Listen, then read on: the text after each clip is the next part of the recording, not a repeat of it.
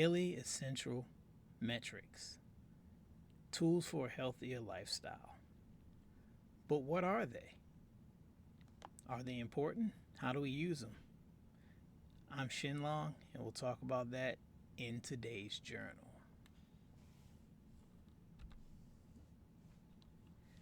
So, in today's journal, we'll go over essential metrics that I monitor, what tools I use to track my metrics, what each metric is telling me about my health, and how I use essential metrics for healthful lifestyle choices. In a previous journal, we talked about biomarkers. The link will be in the description. In this journal, I want to talk about how to use biomarker data. For our purposes here, I'll be calling biomarker data, i.e., the numbers, essential metrics. Now, essential metrics that I use on a day to day basis are sleep. That's one of them. It's very important, and I will definitely go into that, into why it's important.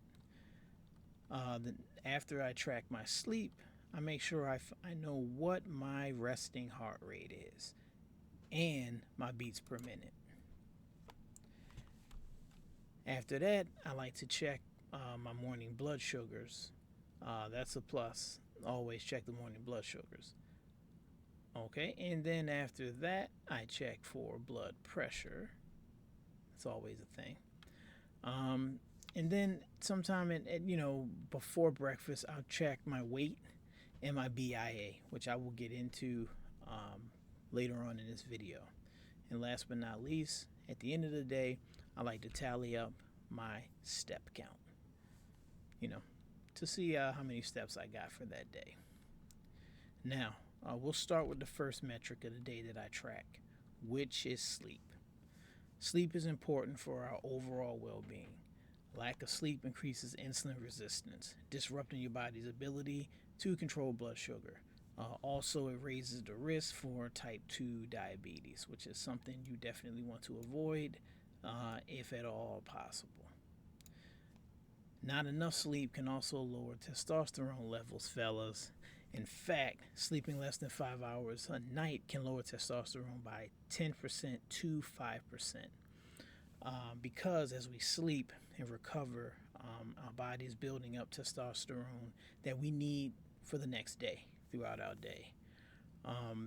Also, if you're obese, which we'll go over later on in this video journal, if you have low testosterone and are obese, that's also linked to poor sleep quality, particular in older men like myself. All right, on the other hand, sleep supports sharper memory and focus if you're getting good sleep, a more stable mood and emotional balance, which is always good, a stronger immune system, healthier weight control, and it puts you at lower risk for chronic conditions such as heart disease, or our favorite on this channel, diabetes. In general, adults should be getting 7 to 10 hours of sleep a day.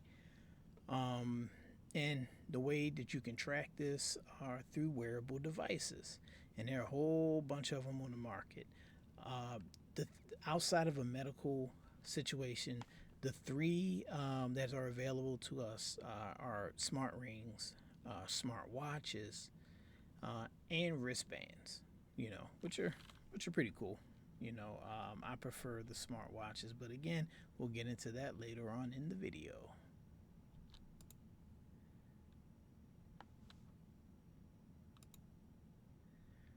So, as you can see, the chart that I have up is recommended sleep hours for people from infants to adults. I don't remember how much sleep I got personally as an infant or a toddler. Heck, even a preschool kid. However, I can tell you that we're going to focus on the teen years and the adult years. So teenagers and high schoolers should be getting 8 to 10 hours of sleep, ideally. And adults, 18 years and older, should be getting 7 to 10 hours of sleep. Very good for a healthy, balanced metabolism and overall health. So just wanted to point that out. Now, how do we track these things? So we have devices on the market. In particular, we have, like I said before, we have smart rings, we have smart watches, and we have wristbands. So I'll start with the smart ring. Smart rings are, they're discreet, they're lightweight. You just wear them on your finger. I don't have one, but these are ideal for people who don't want a wrist worn device. Like I said, they want to be kind of under the radar, not showing that they have all this fitness stuff on. And they're very comfortable at night, from what I hear, for sleeping. They track biometrics too, from the finger, and they provide pretty good, accurate data. I do intend on investing in one down the road, and when I do, I'll do a review on it. I'm not really a reviewer, but I'll definitely do a review on it. The next category are smartwatches. Products like, oh, I'm sorry, one more thing. For the rings, you have companies like Aura and Samsung Galaxy Ring, which I intend to get down the road. I'm still doing a little bit of research on those two, between Aura, which specialize in smart rings, versus Samsung, which specializes in smart everything. So I have a choice to make with that. But moving on, we have the smart watches. So the smart watches, as you can see, that's what it looks like. The pink, little cute pink one. The smart watches are made by Apple. Garmin makes one. The Garmin Venue is a pretty decent watch. And then Fitbit Sense. I owned the Fitbit Sense in the past. They're multi-purpose devices though, so they not only track sleep at night, but activities during the day. Activities that are part of the essential metrics of this journal that I'll get into later.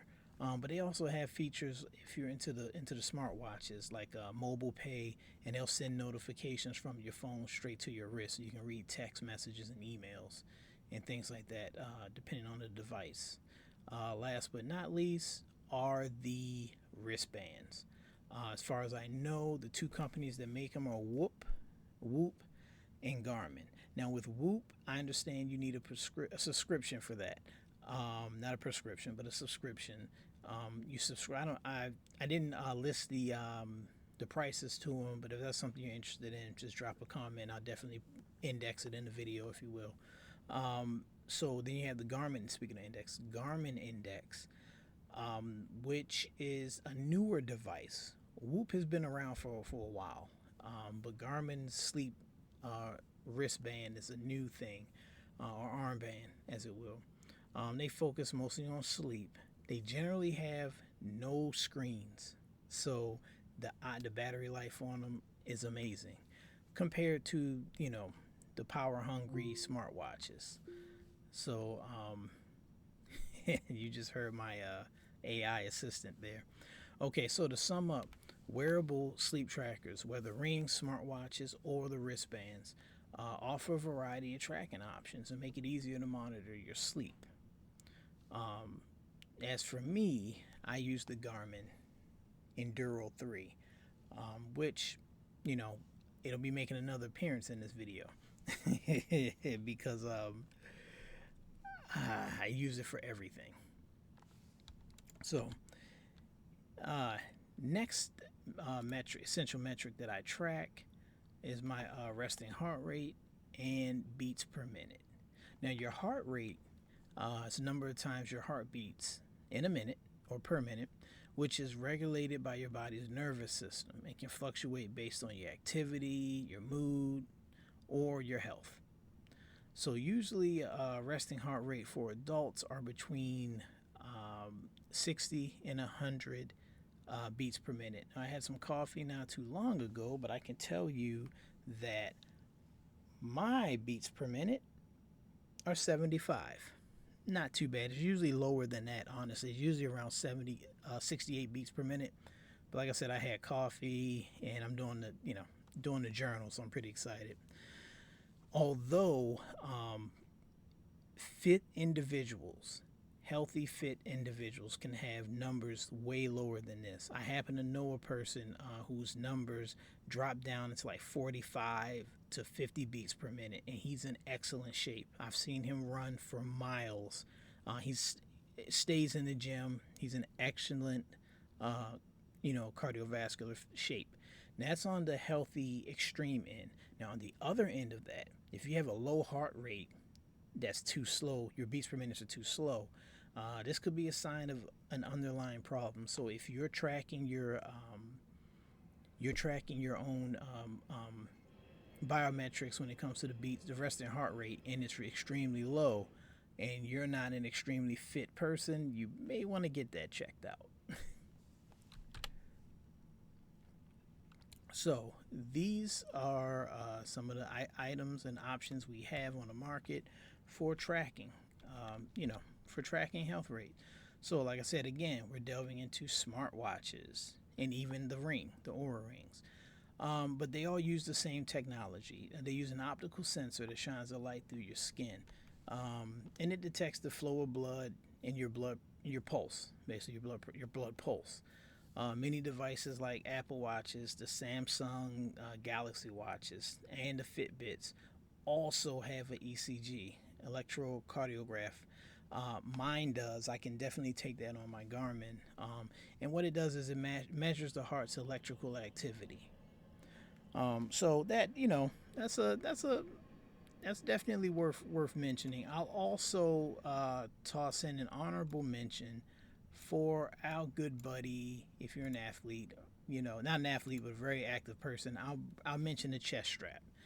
The chest strap is great. However, they're used mostly for like heavy exercise. Like if you're in the gym lifting weights or you're running a marathon, a lot of individuals that participate in those will strap on a chest strap because they're a little bit more accurate doing physical activities, because they stay stationary a little bit longer, and they're just tracking your heart rate. They're not trying to track too much of anything else. So yeah, I will give them an honorable mention. I do plan on investing in one, down the road. I do want to do that. So, all right, what do we have next? Oh, next thing that I track are morning blood sugars. Okay, so this one here is one that's near and dear to my heart on this channel, as you know. So, morning blood sugars are tracked, and I'll tell you how I track that.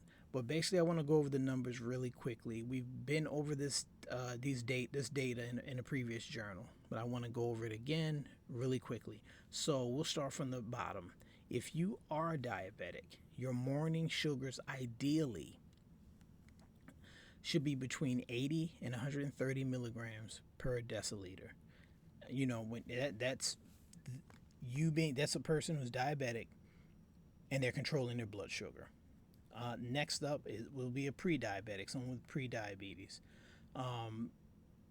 Should their morning sugars, morning fasting glucose should be between 100 and 125 milligrams per deciliter. And of course, if you're without diabetes, it should be less than 100 milligrams per deciliter. So those should be the numbers, ideally speaking. Now, how do we collect those numbers without going to the doctor's office or doing a finger prick? Well, they have these cool devices called CGMs, or continuous glucose monitors. It's a wearable device for people with diabetes, and it tracks glucose levels in real time. It allows you to manage your sugar more effectively and reduce the need for frequent finger pokes. Also, it's not just for diabetics. Women who may be worried about gestational diabetes, women who are pregnant, may want to get a CGM, and they do have one on the market made by Dexcom. I believe it's called the Dexcom Stelo, and it's for non-diabetics. And you can use it if you're into fitness and you just want to keep track of your glucose, or like I said, if you're pregnant and you're worried about gestational diabetes, that's a good thing to have. Okay, the way they work, CGM basically consists of three main parts. Depending on the model that you get, some are integrated already, put together. For example, what the three main parts are is a small sensor that goes under your skin, and when it goes under the skin, it measures the sugar or glucose of the fluid in between cells, and that's how it gets the number. Now, there's a transmitter attached to the sensor. Like I said, some are built in, some you have to put the sensor in and then put the transmitter in manually. But some, like Freestyle Libre, that's already included. So, bam, you insert the whole thing and you have all of that. What I was saying is as I was saying, so the transmitter and the sensor are sending your data, your telemetry wirelessly to either your smartphone, which, I get mine there, or it could send it to a receiver. Yeah, which is pretty cool. I have one. All right, so yeah, and it displays your, like I said, your glucose up to the minute. It gives levels. It gives you history of your sugars and trends. So it'll tell you. It'll say, okay, your number is, I don't know, 90 milligrams per deciliter, and it'll actually have a graph showing that, okay, you're spiking or you're spiking downward. So they're pretty awesome. Good to have. Um, Basically, they all this stuff works together to help you or me and anyone manage your sugars. So if you want a piece of birthday cake but your your sugars are 130, you may want to hold off on that till next year. So anyway, like I said, I use it to track my sugars, and the two main brands are the Dexcom, which I use. I'm using the Dexcom G7. Pretty good. I've had it for a few months. I like it. I did in the past use the Freestyle Libre, but I've since switched over to Dexcom because I actually have an app that connects to my Garmin smartwatch, so I can monitor on my smartwatch instead of it sends the data to my smartphone, which sends the data to my smartwatch. So that's pretty cool. I love that. Now, just to mention, because of my lifestyle changes, I wake up in the morning with about 95 to 111 milligrams per deciliter of glucose. So I think I'm managing very well, and it's a great tool to have. CGMs are pretty good for sure. Now, blood pressure.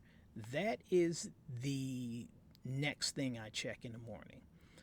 Like I said, as mentioned in a previous journal, blood pressure is the force of blood against the walls of your arteries. It's measured as a ratio of two numbers, your systolic, which is the top number, when your heart beats, and your diastolic, which is the bottom number, when your heart rests between beats.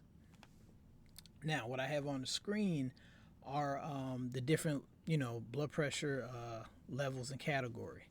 And as you can see, we'll start with normal blood pressure. Your systolic should be 120 over 80 or lower, and then elevated. Then stage one, stage two, and hypertensive.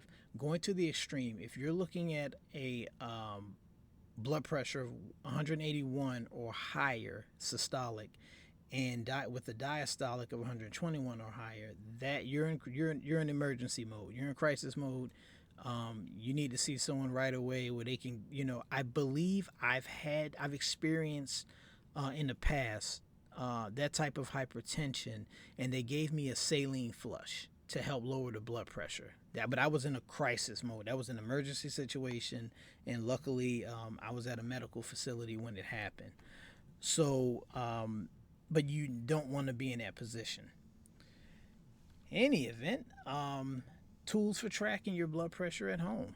I use the Garmin Index blood pressure monitor. I'll be getting a second blood pressure monitor just to, you know, get accuracy and have, data I can measure against in case of device, malfunction or user error. Till I can get to my doctor and have them calibrated. I've been getting okay numbers. I've been like 128 over 80 It could be better. Honestly, my blood pressure could be better. But there are definitely tools out there to track that, and I definitely keep track of my blood pressure. Now, the next thing I check sometime during the day, before it gets too late, would be my body weight in BIA. Okay, all right. So I mean, body weight. Get this. This is the fun part. Body weight is the total mass of an individual's body measured in either pounds or kilograms. It's typically used for monitoring trends. Changes in body weight over time can signal underlying health conditions, hydration issues, or effectiveness of diet and exercise regimen. Like what I'm doing. Now, body weight is part of four categories called BMI. And they are: you're either underweight, healthy weight, you're overweight, or obese. And we'll get into that topic definitely in another journal, but that's known as BMI. So, in combination with other metrics, okay, when used as a tool like BMI, when you to calculate or your BIA, bioelectric impedance analysis, which is what BIA stands for, in your body weight, your healthcare professionals can get a complete picture of your health status. A more complete picture, not necessarily a complete picture, but a more complete picture, along with labs and other biomarkers. Um, but basically, these are important metrics to know. You want to know your body weight, and you want to get the data from a BIA. Now, you're probably going, okay, what's a BIA? All right, I got you. So, BIA, like I said, stands for Bioelectric Impedance Analysis. And it's a quick method to estimate your body composition, i.e., fat, muscle, and water. See so your body fat contributes to your weight, your muscle contributes to your weight, and your water contributes to your weight, as well as skeletal frame. Your bones, our bones have weight as well. But when you're getting into the bones, that's a DEXA scan. That's a whole, I'm not going to cover that in this journal. But DEXA scans are pretty important. Your grandma or granddad may have had one where they go in and they scan the density of the bones. That's a DEXA scan, dual energy X-ray absorptiometry. But like I said, I'm not going into that in this journal. But basically, the impedance analysis, bioelectric impedance analysis. Basically, like I said, it's taking your overall body weight, then it's factoring in, it's breaking that down into how much of your body weight is a result of fat, how much of it is a result of muscle mass, and how much of it is it a result of water in the body. Okay, now to get this, a weak electrical current is ran through the body. It offers a more detailed health assessment than simply measuring your overall weight or your BMI, which is pretty cool. So these devices, they look like traditional bathroom scales, just made out of glass with a screen on them, basically. And they usually have Wi-Fi connectivity. For example, you have the Y scales. You have which is a smart scale. You have the body part smart scale, which you've probably seen in commercials, which is similar to the picture I have over there. And you also have Garmin. Garmin makes a scale because, of course, I am in the Garmin ecosystem. I'm not getting paid or in any affiliation with Garmin, other than I have a lot of their products.